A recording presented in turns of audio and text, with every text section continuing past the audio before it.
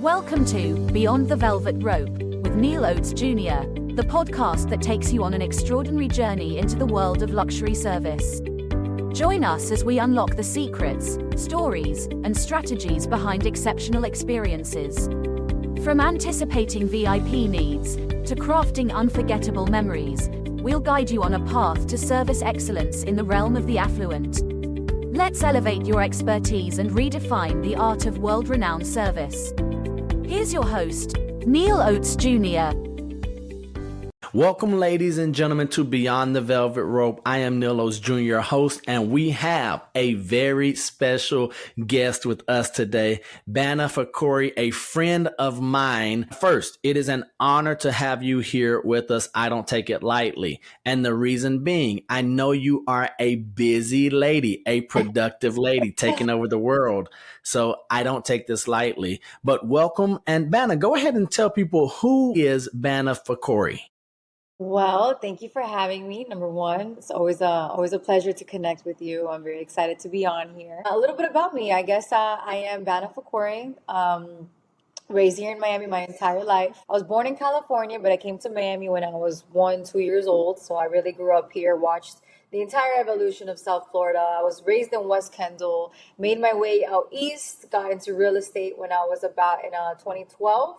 And so I'm going on to my 13th year in the business now. I market myself as a luxury and new development sales expert, a global real estate advisor with One Sotheby's International Realty. And I'm also a marketer. I also own the Miami Guide. I co-own it with my amazing business partner. And that is, we aim to be Miami's #1 publication. On Instagram, we have almost 500,000 followers.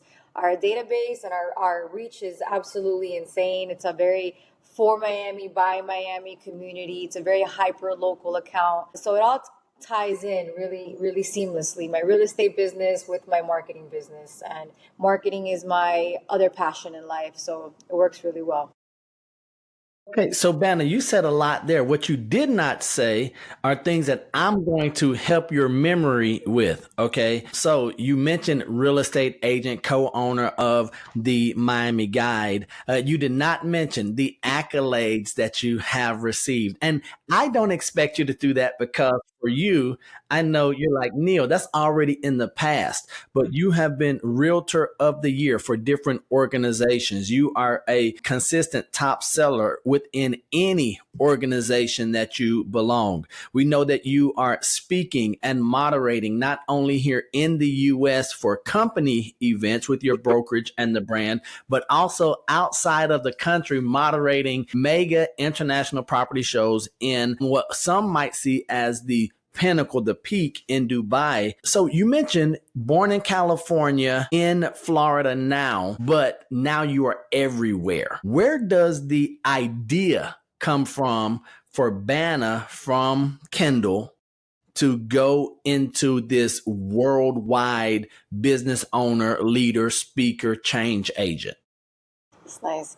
When you say all those accolades, like you forget what you do, the bar keeps raising and you just keep forgetting everything you do. So it's really nice to be reminded, like, damn, I really did do all that. And we'd be like, man, I am her. Come on, I'm a bad woman. So great question. So I think it all comes from my roots. I'm a first generation American, first generation immigrant. My mother and father, my mother's from Ecuador. My father's from Jordan. They left their countries in the, late 80s, early 90s, flew out to California.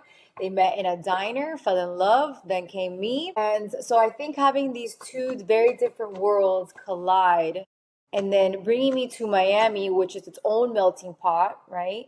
Then I joined a luxury global brokerage, One Sotheby's. Sotheby's is such a true luxury global brokerage. And so now it's like from Miami to the world, right? The referral network, I'm seeing opportunities. I'm seeing Miami in the last 4 years has really grown into such a massive planet of its own, right? This influx of buyers, South America, Europe, the Eastern Hemisphere, Canada. And so now it's more like, okay, you want to sell in Canada, you want to sell in Brazil, I can help you. I can help you do all those things. So I'm quickly leveraging all my partnerships and relationships on a global scale now, right? Dubai, Miami, we have nonstop flights now. Turkey, Miami, we have nonstop flights now.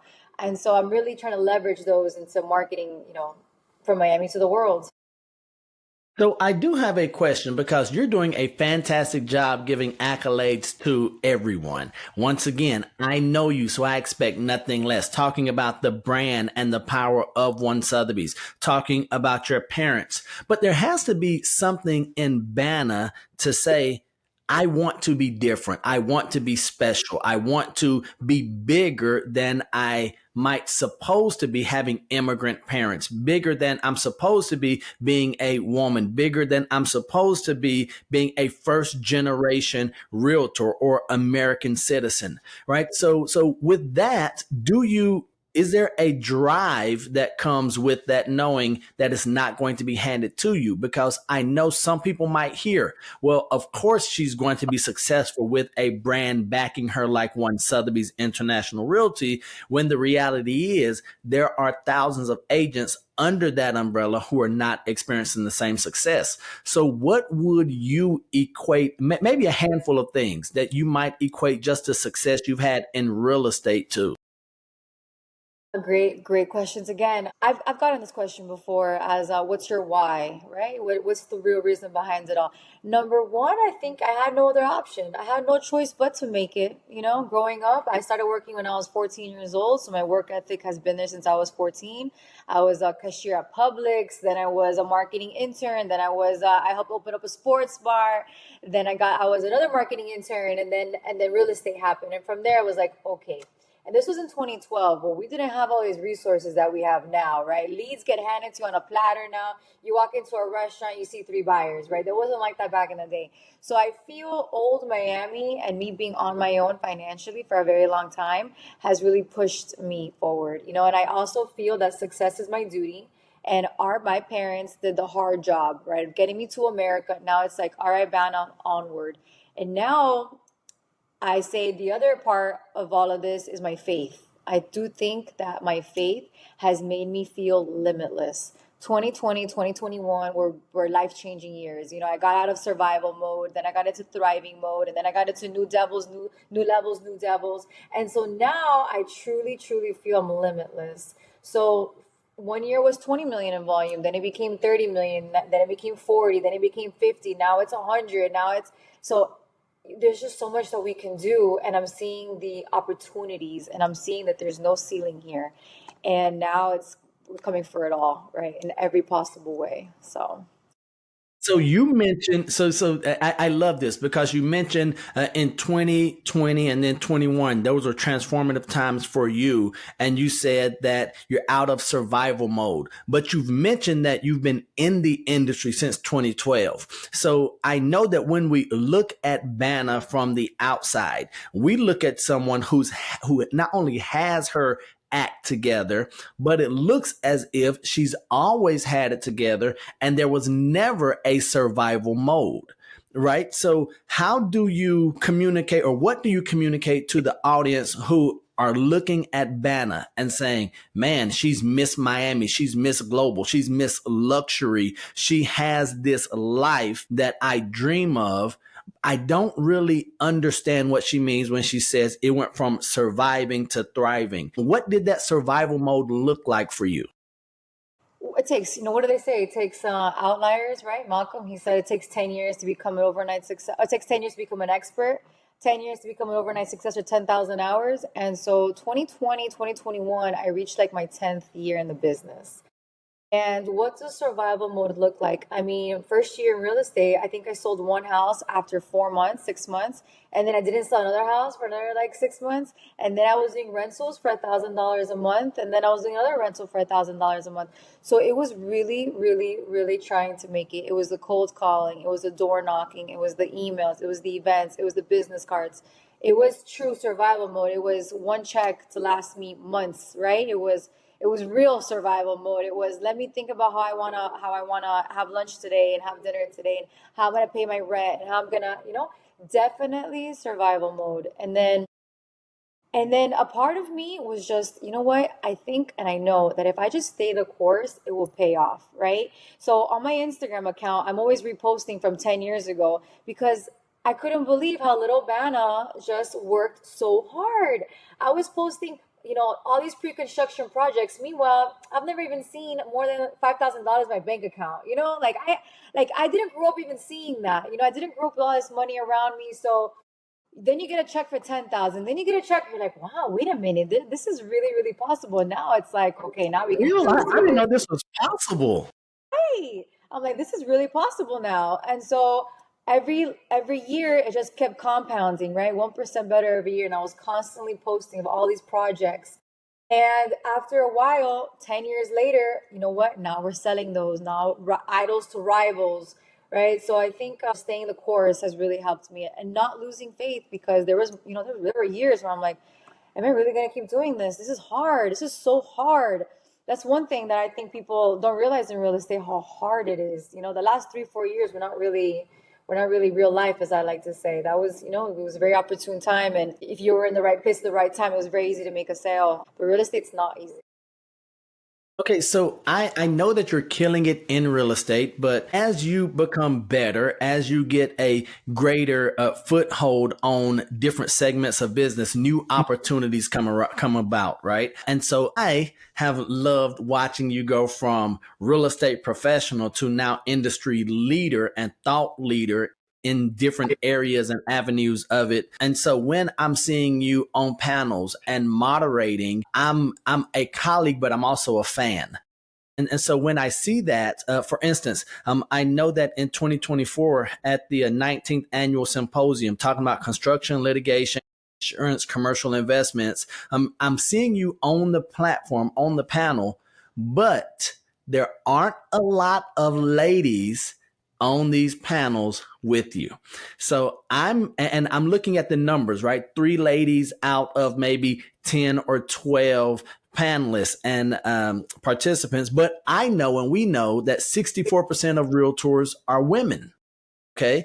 So what does it mean to you to be in that position, not only where you're a top seller, but now you're a contributing and powerful voice for women in real estate?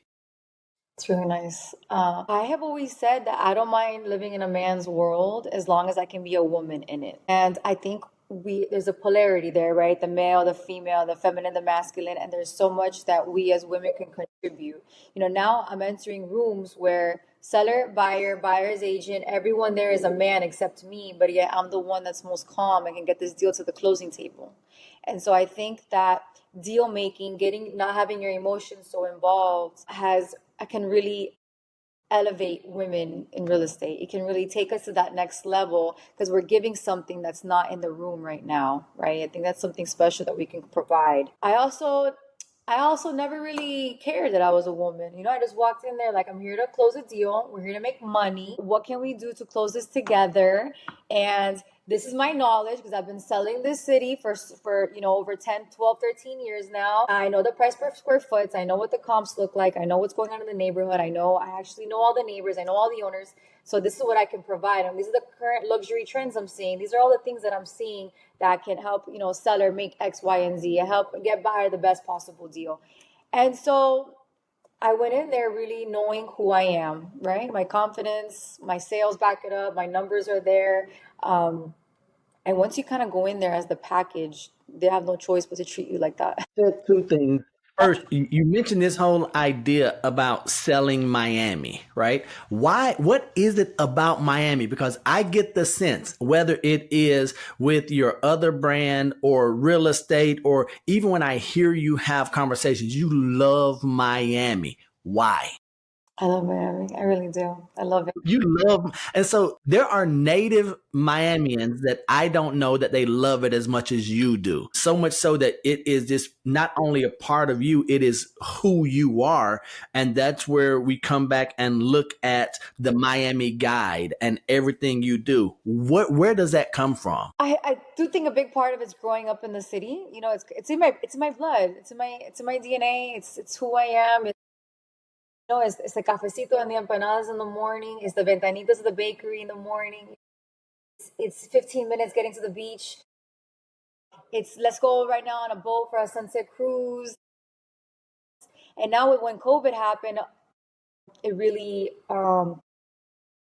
it really assisted with real estate as well, this whole influx during COVID. So then it makes you kind of even appreciate the city more. You know, $1 million condo used to be kind of maybe a little bit difficult to sell back in the day. And now it's barely the average sale price, right? And I just see like, sometimes I look at these projects and I'm like, wow, we're really selling Mandarin Oriental and Brickell Key. We're really selling St. Regis, a 3-acre waterfront project in Brickell. You know, I'm in Coral Gables and we're selling new construction at 1,500 a square foot. So it's so crazy seeing these things and seeing the evolution. And I love the city. And you know what? When I travel outside the city, which I've been doing a lot of traveling lately, I come back and I say, wow, I can't wait to go back home. There's nothing like Miami. There really isn't. You can go far and wide all over the world and nothing is like Miami. Even with its cons, because you know our traffic is disgusting and there's certain things that we don't like, but we take the good with the bad. So you mentioned also that when you go into rooms, you might be the only one in the room that looks like you or that is you for various number of reasons, right? It might be your age. You might be the youngest person in the room still, even after being in this thing for a dozen years. What is one of the misconceptions that first I want to start with Banna? What is one of the misconceptions that Banna had about working in the niche that she's in right now, working in that luxury niche, working with affluent clientele? What's something that Banna thought before she was in, and then when she got in, she was like, that's not true? Right. How do I say this in a correct way? Sometimes we feel that on the outside looking in, that it's very hard to tap into that space, right? I'm not ready to tap into that space. I'm not on that level to tap into that space. And then you tap into that space and you say, wow, I'm actually overqualified. I'm actually doing systems and I'm doing things that these people haven't been doing for years. And meanwhile, I'm an expert at. You know, you realize that not only do you deserve to be in that room, but probably even in a higher room. I think Michelle Obama said that quote or something that the people in the room are not that smart. And I feel that kind of settles things. I think it kind of makes you feel like, wait a minute, like I actually do deserve to be here and I can do this really well, actually. So I do think that that was something to think about, is just because they're in that room doesn't mean that you don't deserve to be there, because you definitely do. Remember when that switch clicked for you, when you finally looked around and said, okay, I'm in the right place? Was there a moment? Was there an event, an awakening, or have you just kind of grown into that feeling? I feel like I've grown into that feeling. You know, my average sale price was at one point half a million. Then it became 1 million. Then it became, you know, now it's around 3.5 million, right? That's kind of like my average sale price now. And then you start networking and you start closing deals with the other top 1% brokers in the city. And I have the listings and they're coming to me for the buyers and for the tenants. So little by little, I just think you kind of enter these rooms that God puts you in, that I put myself in, right? With God, I put myself into these rooms. So I think it's been evolving slowly into this position. And now, again, stakes are even higher. Now I'm like, okay, time to get into the $15-20 million room. Okay, so you mentioned time to get into the $15 million rooms. I know that as you progress, you don't just throw away that experience, you don't throw away that knowledge. You're using that to build upon for future success. So let me ask you this. What do you think has been the greatest boon or greatest advantage asset to you in your journey up the ranks in your career so far? A couple things. I think one, growing up in Miami. You know, Miami. I think the environment, you're just full of hustlers. I think you kind of have to make it. Are you a hustler? Yeah, I do think I'm a hustler. I think so too. I was just checking. I was Really? just making sure that of course, I look at you and I see hustler because you're going to get it. You're going to figure out how to get it done. So Definitely. I was just checking. Nowadays, it's not making moves; it's making smart moves. Now it's chess pieces. Now it's strategy. Move this way to gain 10 years. I'm not trying to. I'm all about scaling now. I'm all about working less, working smarter type of vibe. So I think that my environment really help get me to this level. I also think I like to admit the Sotheby's brands kind of pushed me too. You know, I do think that when you're a big fish in a small pond, it's, yes, it's remarkable. Yes, it's, congrats, it's a big deal, but you can only grow as big as your tank that you're in, right? And so then I got into Sotheby's and I'm like, whoa, okay, starting fresh, day one, let's go. And then I became top 30 in the company, my second 30 year in. And I'm like, okay, so now a big fish in a big pond, it kind of elevates you. And now you're working with these 100, 200, $1 billion producers. And it's very inspiring to be in that environment. Now people call me for referrals and calling me, can you help me sell this? Can you help my client sell this $8 million property? So once you get into that environment, it really does inspire you. So I think between myself, my years in this and in Miami, I think it's all playing together. So talking about being the big fish in the small pond, going into a big pond and becoming a big fish, was there any hesitance? Was there any fear? And not necessarily in the pond itself, but because I know you've built relationships. I know you're a relational person, that you want to make sure that you're taking care of people, but then having to make smart business decisions as well. Did you have to deal with any of that as you transition over to One Sotheby's? You know what? I have been recruited. I have been approached to be recruited about 2 years before I joined Sotheby's. And this is a me problem. It was a me issue that I felt like I almost wasn't ready. There was a part of me that's like, no, I'm not ready. No, I don't know. I was very comfortable. I was a sales director for a boutique agency and I was the sales director. So sales, leasing, and management went through me. So I had full control of the transaction, building unit, you name it. But every year I got capped. I'm like, okay, not salary, net income was X amount. Then the next year was also X amount. And then it was X amount again. And I said, okay, we need to grow here. What's going on here? So finally, I made the call to the recruiter, who's a very good friend of mine, Taylor. And I said, all right, let's sit down. I'm ready. Let's do this. And that's it. So 10 years of real estate with some kind of platform that can help boost you even further. And now here we are 4 years later.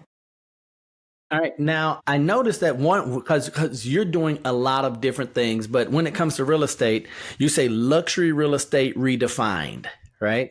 So what does that mean to have luxury real estate redefined to do things in a different way? I'm guessing. Go ahead. It's luxury real estate redefined in a sense where it is a complete hand-holding concierge treatment. We are here from A to Z. You need a plumber. Because I do management as well. You need a plumber. We need to declutter. Some of my clients haven't seen their properties in years. And here we handle every single thing from A to Z. So it's a very different experience having that extreme help on by your side. It's not that I tell you that the house needs to be clean. No, I'm actually here scheduling the cleaning for you. And I'm here to make sure they do a good job. And then I'll let you know when the payment's due. It's the walkthrough. It's the decluttering. It's bringing in the junk removal. It's truly, truly, truly doing every single thing possible for the client. They need reservations to a restaurant. They want to get to a country club. Their kid needs to go to country day. They need to, everything that they need, I am here to support. I want my clients to know I'm a call away with whatever it is, whether it's tickets to a concert, whether it's access to a club in New York, whether it's whatever. So it's a whole different real estate experience. It's not just real estate. It's really a lifestyle. I'm here to be your lifestyle and real estate concierge connect. Now, so I know you once again. I continue to tell people, hey, I really know her, right? And so here's why. Because you have this gift, this skill where you get to meld your hobbies and business together. Right. And I know that whether it's using your marketing background and you just love being a marketing person, but then also when it comes to entertaining, whether it's boats and beaches and restaurants and spas and gyms, how are you using all of Banna, who she is, where we could catch her in a normal day to bolster your business as well? It's all about selling Miami and the lifestyle. And if you don't live the lifestyle, how can you truly sell it, right? How can you truly show the world what Miami can do for you? If you want to be the beach, If you want to live on the beach, what does that look like? Where are you going to go have breakfast, lunch, dinner? What beach clubs are you going to be part of? The One Hotel, Soho House, Faina, Bath Club, Surfside. Which one are you really going to be part of? So I joined those beach clubs, and I leveraged those. I used to get 10% off at the hotel for Faina. I'm a member at the Moore, so whenever clients want to check out Design District, I send them their way. For example, New Year's, what do I do for New Year's? I was able to easily help them with all these things. And then most importantly, I stay top of mind. That's really what I'm here to do, is to stay top of mind. So me helping my clients, friends, colleagues is more essentially a marketing tactic where I stay top of mind. I want them to think of Banna always, forever, every day of their lives. Banna, Banna, Banna. Because when it's time to buy, sell, rent, refer, they're going to think of Banna. Hopefully. Okay. 13 years in, you are a seasoned veteran. You're like, whoa, wow, hold on. You are a seasoned veteran. You're an OG in this thing, still repping for the young folks. What would, if you knew then, we're going to say, if you knew 10 years ago what you know now, what do you tell Banna, who's in 3 years in the industry? Put aside 30% for taxes. Hold on. Banna went straight to the, like, listen, man, girl, get your money right because they coming. No one talks about it enough. Everyone talks about, nobody talks about taxes enough. It's such a big deal. I would say put aside 30% for taxes. I will also say buy a property as soon as you can. Better than saving 6 digits in your bank account. Better than getting a website. Website's important too. But better than anything, see how fast you can buy a property. Because 10 years ago, I would have been able to buy all of these properties for cents on the dollar at 5% interest rates. And so, I did end up buying a property a couple years ago and I sold it, but I would have had a rental portfolio now sitting. Save 30% on taxes and focus on home ownership as soon as possible. Good stuff. All right. So now because I'm nosy, I haven't dived into a lot of your personal stuff. So I'm not going to, because we're friends, ladies and gentlemen. I'm friends. I really know Banna. What's next? What have you yet to accomplish? What's on your radar that's going to be achieved? Because I know you don't accomplish things, you achieve them. What's next on Banna's radar? Well, now selling so much new developments. Last year, pre-construction projects. I actually joined a new development project now. I'm currently in-house now for a developer selling Village at Coral Gables and Alhambra Park in Coral Gables. So the goal is to sell out quick as possible those two projects, which I've done a great job so far, starting since November. And the future, what does the future hold?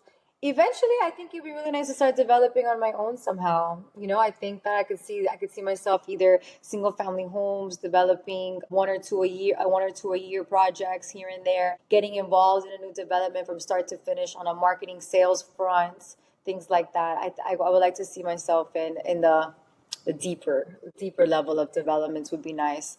And I have some goals. I have some big goals in terms of sales volume, of course. So it's in the I have it written down here as my manifestation. It's 1, 2, 3, 4, 5, 6, 7, 8. It's 10 digits, the goal of Hey, sales now, volume every year. ladies and gentlemen, don't y'all be knocking on Banna's door talking about let me hold something. Nope. Y'all don't do it. She's putting money aside for the taxes. She's got other goals she's doing, and then she's got to make sure that she's purchasing property. So she ain't got nothing to let y'all borrow, just so we clear. We ain't giving out loans. I ain't got nothing. She like, so Banna, let me hold $1. I ain't got it. T-Rex hands. See, come on, stop the madness. So now I was going through scrolling through your social media, and maybe a couple of years ago, you said you're going to stop asking how long will this take and start asking how far can I go? And I absolutely love that. And so I want to ask the question that maybe either your admirers or your haters are asking. And that question is, how far can Banna go? We'll soon find out. We'll soon find out how far I can go. The reason why I put that quote was because I remember when I first started real estate, even like maybe 5-6 years ago, you're like, all right, 10 years. 10 years I'm in, my goal was X amount, then what? right? And then when you start thinking like that, you put a cap on things, a limit on things. So I truly changed the mindset of being from a financial to a service. So now I'm in the service mindset, and I'm also in this growth mindset, and most importantly, limitless. I truly feel I am limitless at this point. I feel like I got through all the obstacles in the last 15 years. So now it's just limitless. And so for how far can I go? Every year it gets better and better. You know, every year I double down, every year more opportunities, every year the accolades, the awards. So how far can I go? I mean, I think the new developments will be a great spot. I think the more travels, I would love a significant sale, like a historic significant sale. I would Think like you've had some, one yet? yes, but I want like a truly, truly record breaking New York Times can't stop this. Like I'm looking for something like that. Something big would be really nice soon. And it's inevitable. It's coming. The pinnacle unit. You want that unit. You want that island. You want you want one where everyone in I'm going to say the world, not just the country, but the world, Craig, where they're saying, man, Banna now holds the record. She set this thing here. And we're not only talking Miami, we're talking about anywhere. Right. I have now gone globally. First it was Miami, then it became Florida. So now I have contacts all over Florida. And then it was the States, which I'm doing really well at that. And now it's time to be on a global front, to be a global leader. I currently hold I gotta get humble here, but I currently hold the highest condo resale in Brickell right now. So that's exciting, but something bigger, right? Something bigger than Now, that. hold on. Now you're gonna drop that, and see, not everyone knows where Brickell is, and they don't know how much it. So, do you want to share that price, or we don't want to do that? Yeah, it's at 6.4. It came out too. It's a very cool two-story duplex at the upper penthouse in Brickell City Center, the extraordinary mall here in Brickell, and it has two pools. It has like a pool and a jacuzzi, 2 stories. It's absolutely fantastic. It's a one of a kind a condo in the heart of Brickell. No one above you. There's nothing else like it in Brickell at the moment. New construction probably won't even do something like that. Right? It won't come something comparable like that anyway. So it's a very special condo to a very special buyer, and I currently hold that record. So that's something nice that I could add to my resume. How long did you enjoy that? You probably enjoyed it for like 30 seconds, and then we're like, okay, on to the next, looking for my next big record, right? I know. Why are we like that? I'm like, okay, done. I'm like, all right, next, and then you know what? Then the next year I had some other big sales in another pre-construction building. So that's why every year there's more and more. There's just so much opportunity in South Florida right now in every kind of way, between new development, short-term rental, single family. There's just so many ways to make money and to grow in South Florida. And right now we're on that wave right now. I've been talking about the future of Miami for so long, and the moment is finally here. So now we need to ride that wave until so we can't no more. So we gotta be. All right, good stuff. So now we get to have some fun. I get to ask you the questions I have not alerted you to. Just rapid fire questions. Listen, what did it say? We answer, we listen, and we don't judge. That's what this is right now. No, come on, we friends. Hey y'all, I really know Banna. So we're gonna keep this light. All right. Are you ready, ma'am? Let's do this. Favorite color? Blue. Favorite food? Italian. Asian Italian. Yeah. No, girl, you got to give me a dish. I love spaghetti and stone crabs. Superman or Batman? Superman. Mickey Mouse or Bugs Bunny? And Mickey Mouse. This one, you don't have to answer. A nickname that only your family calls you. They call me B. B. Okay. Yeah. Banna, like what do you do with Banna? I don't know. That's why I always let the guests know. You don't have to answer this one. The last thing I need is for you to show up at that marketing consultation for a $14 million property and someone calls you by the nickname that only your family calls you, and it gets kind of awkward. All right. One talent that you don't have that you wish you did. I like to be invisible. You want a superpower. So you're way outside of the normal answer. So you don't care about singing, dancing, playing an instrument. I was gonna say maybe singing, right? I don't know. No. Scratch my idea. I'm talking to Banna, the record setter, so we're going to go ahead and be invisible. Let's go. All righty. One thing that you can't live without. I think my curling iron. For real? You understand why I respond that way, right? You see what's Yeah, happening. listen, and we don't judge. Oh, yeah. We listen and we don't judge. All right. Hey, thank you for reminding me. Favorite movie? I don't really have one. Okay, fair enough. Favorite book? A Return to Love by Marianne Williamson. So good. I like that one. So good. Good. That changed my life, honestly. I read that like in 2019, 2020.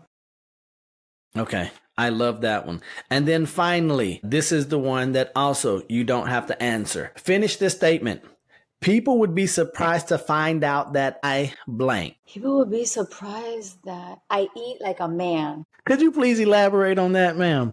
I could really eat like a man. Like my appetite, I hate it. I got to control it, but I could eat portions on portions. I mean, it's like scary. Portions of spaghetti and crab and just You madness. name it. You name it. Like I love Cuban food. I will right now like eat ropa vieja, vaca frita, moro, maduro, tosto. I'll eat it all. It's disgusting. Man, so ladies and gentlemen, when you see Banna out and you see the portion size, the small portion size, because she's respectful in the restaurants, just know she's going home and she's going to kill it inside of her safe space because we listen and we don't judge. Banna, this has been an absolute treat. I want to thank you for taking time out, sharing with my audience. I'm looking forward to seeing what not only the upcoming weeks, months, and years hold for you, but I know that the story of Banna Fakhoury is going to be one that many people are speaking and talking about and retelling for years to come. That's my belief, where they say, look at this first generation immigrant here in the U.S. Look at what she has done. Look at the legacy she leaves. And I'm excited to be next to you. So I can't thank you enough. And then is there anything that you want to leave with the listeners? Leave with the listeners. I would say is to trust in God and be limitless. Man, that's good stuff. That's a perfect segue because here's what I'm going to do as I always do. I'm going to relieve you like this, that I love you, God loves you, and there's nothing you can do about it. And until the next time I see you or you see me, don't be average, be world renowned.